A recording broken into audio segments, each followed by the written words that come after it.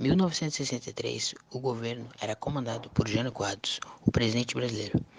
Mas, em 1963, acabou renunciando ao seu mandato. Assim, renunciando, o seu vice-presidente era João Goulart, mais conhecido como... Mas nessa época, Jango estava na China, ressaltando que China era um país comunista, e muitos pensavam que Jango era comunista.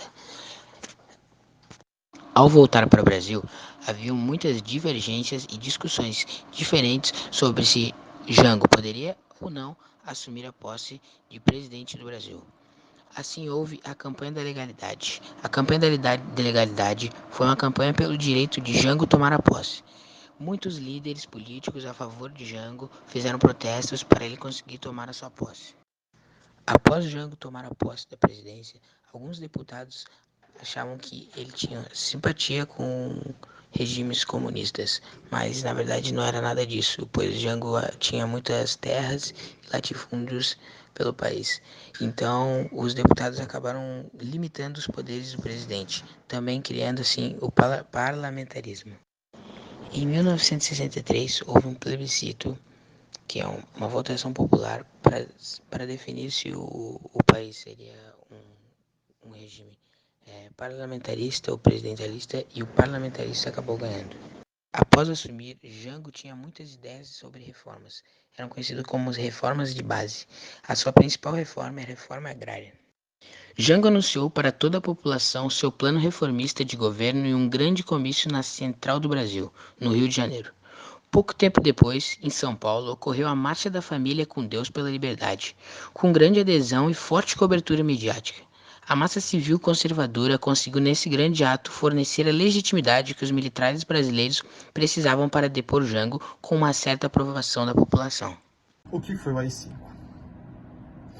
O AI-5 foi a resposta do governo para todas as questões que eles enfrentavam na época. Por exemplo, o governo eles recebia muitas críticas da mídia, dos artistas, da opinião dos estudantes e de várias outras cúpulas sociais que existiam. Então, basicamente, esse ato, ele chutou o balde e deu ao presidente, para não falar ditador, todo o poder necessário que ele quisesse. Toda matéria, todo canal de comunicação tinha que ser regulamentado e passar por uma censura prévia de o que pode e não pode ser publicado. Políticos tiveram seus direitos cassados, fechamento do Congresso, ou seja, o presidente poderia fazer o que ele bem quisesse, quando ele bem quisesse, e ninguém podia fazer nada a respeito. Se ele quisesse falar, putz, esse cara aqui, ó, esse aqui, não gostei dele, morte, sumia. Ele podia fazer isso. E basicamente por isso que tanta gente fala mal do AI-5, porque ele foi crítico, só que quase ninguém percebe isso.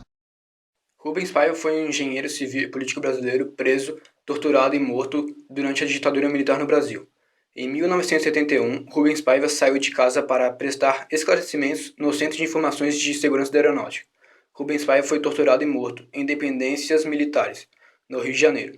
Seus restos mortais nunca foram encontrados. Em 1971, o coordenador da CNV afirmou para o Jornal do Brasil que o ex-deputado desaparecido há mais de 7 anos, Rubens Paiva, foi assassinado por agentes do Exército. A matéria do Jornal do Brasil questionou o sumiço do político. A única versão que todos tinham era que um grupo de terroristas teriam sequestrado o ex-deputado Paiva. A imprensa só conseguiu levar isso à tona antes depois do desaparecimento por causa de censuras que muitos jornais sofriam. Carlos Marighella nasceu no dia 5 de dezembro de 1911. Foi um professor, poeta, político e guerrilheiro. Ele foi um dos principais organizadores da luta armada contra a ditadura militar e chegou a ser considerado um inimigo número 1 do regime.